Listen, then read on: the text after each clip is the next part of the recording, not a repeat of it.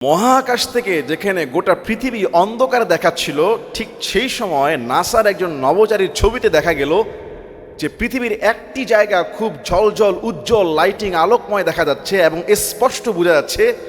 তার সেই ক্যামেরার ছবিতে ধরা পড়েছে পৃথিবীর একমাত্র জায়গা মক্কাতুল মুকাররমায়, আল্লাহর সম্মানিত ঘর কাবা। সুবহানাল্লাহ। যেখানে গোটা পৃথিবী অন্ধকার, উজ্জ্বল আলোকময় কাবা।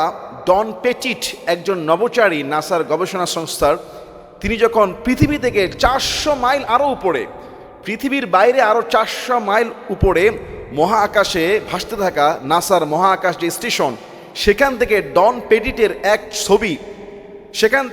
পেটিটের একটি ছবি আজকে গোটা পৃথিবীতে আলোড়ন সৃষ্টি করেছে।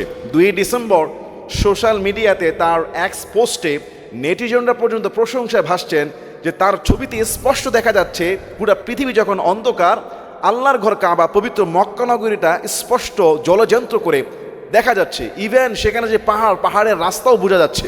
সুবহানাল্লাহি বিহামদি, সুবহানাল্লাহিল আযীম। আল্লাহর ঘর দেখা যাচ্ছে পৃথিবীর বাহির থেকে আরও 400 মাইল উপরে।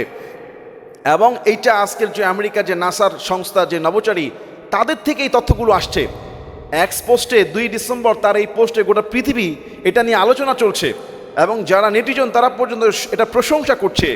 সুবহানাল্লাহি বিহামদি, সুবহানাল্লাহিল আযীম। এটি কোন ঘর যেখানে সারা পৃথিবীতে অনেক শহর আছে উজ্জ্বলময় থাকে, যেমন নিউ ইয়র্ক সিটি, সিঙ্গাপুর এবং বুর্জ খলিফা, আবুধাবি, দুবাই থেকে শুরু করে কাতার, বিভিন্ন রাষ্ট্রে বিভিন্ন শহরগুলো আলোকময়, লাইটিং, উজ্জ্বল, সব কিছুকে ছাপিয়ে শুধু আল্লাহর ঘরটা স্পষ্ট দেখা যাচ্ছে। হ্যাঁ, সেখানেও অনেক চমৎকার সুন্দর 24 ঘন্টা লাইটিং, উজ্জ্বল, এবং সেই ঘরটা এত স্পষ্ট দেখা যাচ্ছে যেই ঘরের কথা আল্লাহ তাআলা পবিত্র কোরআনুল কারীমের মধ্যে বলেছেন।